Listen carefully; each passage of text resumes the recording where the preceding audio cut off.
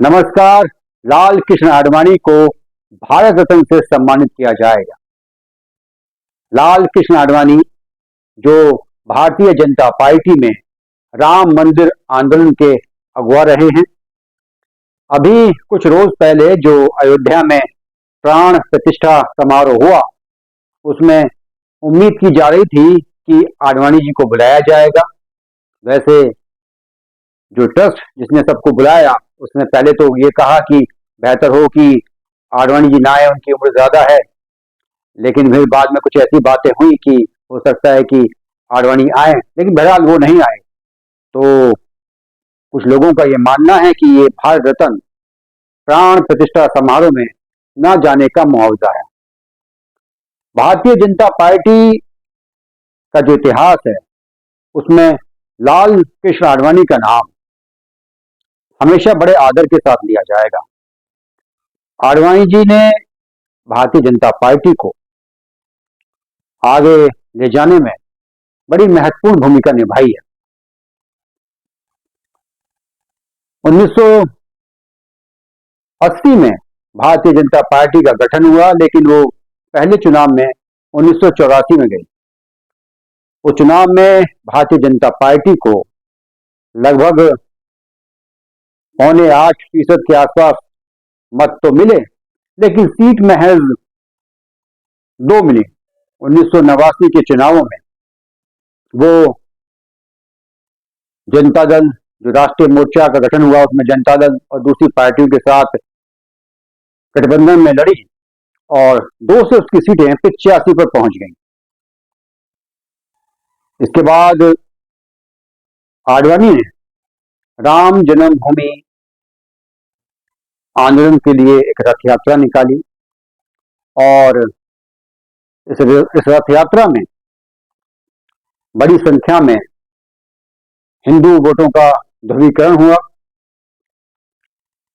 लेकिन बिहार में इस रथ यात्रा को रोक दिया गया।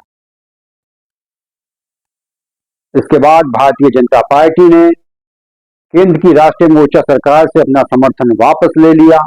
इस राम जन्मभूमि आंदोलन के कुछ नुकसान उस वक्त हुए, क्योंकि जब विश्वनाथ प्रताप सिंह ने ओबीसी के लिए 27% आरक्षण की मंडल आयोग की जो सिफारिशें थी, जो काफी दिनों से ठंडे वस्त्र में पड़ी हुई थी, उन्हें लागू कर दिया। और इसके बाद पूरे देश में एक तूफान सा आ गया। पूरा देश जल उठा, जगह जगह प्रदर्शन हुए, न जाने कितने युवाओं ने आत्मदाह कर लिया। और एक वक्त आने ही वाला था, ऐसा लगने लगा था कि ये जो सिफारिशें हैं इन्हें वापस ले लिया जाए। लेकिन तभी मंडल के मुकाबले में भारतीय जनता पार्टी ने कमंडल की राजनीति शुरू कर दी। इस रथ यात्रा के बाद जो चुनाव हुए 1991 में, उसमें फायदा हुआ भारतीय जनता पार्टी को। भारतीय जनता पार्टी की जो सीट है वो 120 हो गई, उसका मत प्रतिशत भी बढ़ा। इसके बाद जो लगातार चुनाव होते रहे, जिनमें आडवाणी जी की भी अच्छी भूमिका रही। 1996 में 161 सीटें मिली भारतीय जनता पार्टी को। 13 दिन की जो सरकार बनी, उसमें वाजपेयी जी प्रधानमंत्री बने, हालांकि आडवाणी जी उसका हिस्सा नहीं थे। उसके बाद भारतीय जनता पार्टी का ग्राफ बढ़ता ही चला गया, चुनाव दर चुनाव। 161 से वो 182, फिर 182 पे आई। लेकिन 2004 में उसका ग्राफ गिरा और वो 182 से 138 सीटों पर सिमट गई। उसके बाद 2009 के चुनावों में वो महज 116 सीटों पर जीत पाई। उसका जो मत प्रतिशत था वो भी कम हो गया। आगे की कहानी दूसरी है। उसके बाद नरेंद्र मोदी का आगमन होता है, फिर तो मत प्रतिशत भी रॉकेट की तरह बढ़ा, सीटें भी 282 फिर 303 हो गई। अपने शुरुआती सियासी जीवन में आडवाणी जी एक प्रचारक के तौर पर काम किया करते थे, खासकर राजस्थान के कुछ इलाकों में। उसके बाद वो दिल्ली आए, अटल बिहारी वाजपेयी जी के सचिव बने। लेकिन आडवाणी जी बड़े काबिल आदमी थे, चतुर सुजान थे। धीरे धीरे उनका कद बढ़ा और जब जनता पार्टी की सरकार बनी तो उसमें अटल बिहारी वाजपेयी विदेश मंत्री बने, तो लाल कृष्ण आडवाणी भी सूचना और प्रसारण मंत्री बने।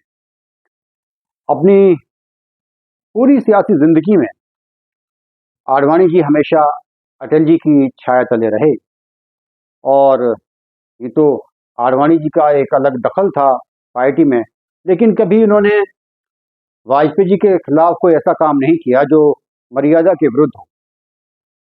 2004 में वक्त से पहले चुनाव करा दिए वाजपेयी जी ने, प्रमोद महाजन के चक्कर में शाइनिंग इंडिया का नारा दिया, लेकिन वाजपेयी जी हार गए। उसके बाद जो पार्टी की कमान है वो पूरी तरह से आडवाणी जी के हाथ में आ गई। अब आडवाणी जी को लगा कि मुझे अपनी जो मेरी कट्टर हिंदूवादी की छवि है उसे कुछ सुधार करना चाहिए। उन्हें ऐसा इसलिए लगा कि अगर कल को गठबंधन की राजनीति में प्रधानमंत्री पद के लिए उन्हें अपना पत्ता फेंकना है तो कुछ उदार छवि होनी चाहिए। एक पूर्व वामपंथी जिसने बाद में दूसरा चोला बदला, सुधीन कुलकर्णी, वो उनका सलाहकार था काफी लंबे वक्त से। उसकी सलाह पर वो पाकिस्तान गए, जिन्ना की मज़ार पर गए। वहाँ जिन्ना की मज़ार पर जाकर उन्होंने उसकी शान में कसीदे पढ़े। ये बात राष्ट्रीय स्वयंसेवक संघ को नागवार गुजरी। वो हिंदुस्तान लौट कर आए, उनका अध्यक्ष पद छीन लिया गया, संघ भी उनसे नाराज हो गया। उसके बाद राजनाथ सिंह अध्यक्ष बने, उनकी लॉटरी लगी। लेकिन आडवाणी जी ने भी संघ के बारे में कहा कि हमें संघ और भारतीय जनता पार्टी के बीच जो संबंध हैं उन्हें नए सिरे से परिभाषित करना होगा। लेकिन फिर भी इस तमाम खटास के बावजूद संघ ने आडवाणी जी को 2009 में एक अंतिम मौका दिया, लेकिन इस बार किस्मत ने उनका कोई साथ नहीं दिया। वो चूक गए और प्रधानमंत्री बनने की उनकी हसरत 2009 में हमेशा के लिए खत्म होगी, क्योंकि उसके बाद आगमन हुआ नरेंद्र मोदी का। नरेंद्र मोदी जो कभी आडवाणी जी के चेले हुआ करते थे और बहुत सारे मौक़ों पर, जैसा कि गोधरा में जो हत्याकांड हुआ था, उसके बाद जो दंगे हुए, उसके बाद उनके ऊपर इस बात की पूरी संभावना थी कि गाज गिर सकती है, लेकिन आडवाणी जी ने अपने इस शिष्य को, अपने इस मुरीद को बचा लिया। लेकिन 2014 के बाद आडवाणी जी एकदम कोल्ड स्टोर में चले गए। एक ऐसे नेता का आगमन हुआ जिसके सामने आडवाणी जी का जो हिंदुत्व का चेहरा था वो भी फीका पड़ गया। अब नरेंद्र मोदी देश के प्रधानमंत्री बन चुके थे, नरेंद्र मोदी दोबारा जीते। बहुत सारी जगहों पर यह बातचीत हुई, कभी संघ या भारतीय जनता पार्टी की तरफ से नहीं, कि हो सकता है कि आडवाणी जी को राष्ट्रपति बना दिया जाए। जब रामनाथ कोविंद को बनाया गया, द्रौपदी मुर्मू को बनाया गया। खैर, मुर्मू के वक्त तो आडवाणी काफ़ी उम्रदराज हो चुके थे। वैसे तो इतनी लंबी आयु के बावजूद ईश्वर का शुक्र है कि आडवाणी जी पूरी तरह से फिट हैं। लेकिन ये जो चर्चाएं थी ये सिर्फ कुछ पत्रकारों की तरफ से या कुछ और जो दूसरे लोग होते हैं उनकी तरफ से चलाई गई, लेकिन संघ या भारतीय जनता पार्टी कभी नहीं चाहती थी कि किसी भी कीमत पर दो पावर सेंटर बनाए जाएं। फर्ज कीजिए अगर आडवाणी जी राष्ट्रपति बन जाते तो वो कहीं ना कहीं एक ऐसा आभा मंडल अपने आसपास इकट्ठा कर लेते कि ना चाहते हुए भी सत्ता के दो केंद्र बन जाते। अब सवाल ये है कि आडवाणी जी का भारतीय जनता पार्टी में योगदान क्या है। सही बात है कि भारतीय जनता पार्टी जो 1980 से पहले 77 में तो वो मिल गई थी, जो उसका पूर्ण स्वरूप था जनसंघ का जनता पार्टी में, उससे पहले भी उसका अच्छा खासा दखल रहा था, खासकर उत्तर भारत के कई राज्यों में, उत्तर प्रदेश में, मध्य प्रदेश में, राजस्थान में, वहाँ उसकी एक अच्छी मौजूदगी हमेशा से रही थी। लेकिन जब एक नई पार्टी बनी भारतीय जनता पार्टी, अटल बिहारी वाजपेयी हमेशा उसमें सर्वे करवा रहे, लेकिन आडवाणी जी ने बहुत काम किया संगठन के तौर पे, संगठन में अच्छा काम किया। और जितने भी नेता हैं, अटल बिहारी वाजपेयी जी के बरक्स उन्होंने बहुत कम नेताओं को आगे बढ़ाया। जसवंत सिंह, वसुंधरा राजे, सिकंदर बख्त, चंद और थे जिन पर वाजपेयी जी की कृपा दृष्टि रही, लेकिन आडवाणी जी ने पूरी एक फौज खड़ी की। उनके जो समर्थक थे, यहाँ तक कि एक वक्त ऐसा था कि कल्याण सिंह भी वाजपेयी जी की बजाय आडवाणी जी को ज़्यादा तवज्जो देते थे। और जितने भी ये नेता हैं, जो आज दूसरी पंक्ति के नेता हैं, सुषमा स्वराज, प्रमोद महाजन बाद में जाके वाजपेयी जी के गुट में शामिल हो गए थे, शिवराज सिंह चौहान, जितने भी लोग हैं, आडवाणी जी के अंदर एक बहुत अच्छी खूबी हमेशा से ये रही है कि वो लोगों को पहचान लेते हैं कि किसके अंदर संभावना है, किसके अंदर संभावनाएं नहीं है। और सही बात तो यह है कि 1991 से लेकर 2009 तक जो भारतीय जनता पार्टी की राजनीति है, जो उसका इतिहास है, उसमें आडवाणी जी की एक मुख्य भूमिका रही है। अब कोई आडवाणी जी की कितनी मुखालफत करे, उनकी कितनी आलोचना करे कि इन्होंने जो भारतीय राजनीति है उसको हिंदुत्व के ढांचे में ढाल दिया, लेकिन अब जब नरेंद्र मोदी, अमित शाह और योगी आदित्यनाथ जैसे नए खिलाड़ी मैदान में आ गए हैं, तो अब लोगों को आडवाणी जी का जो किसी ज़माने का कट्टर हिंदुत्व था, अब उन्हें वो एक नरम हिंदुत्व नजर आने लगा है। बहरहाल, हिंदुस्तान का इतिहास आडवाणी जी के उल्लेख के बिना अधूरा रहेगा। उनकी एक बहुत बड़ी भूमिका रही है, और जिस तरीके से प्राण प्रतिष्ठा समारोह में उनको नहीं बुलाया गया, यकीनन उनके दिल में एक बहुत बड़ी मायूसी पैदा हुई होगी।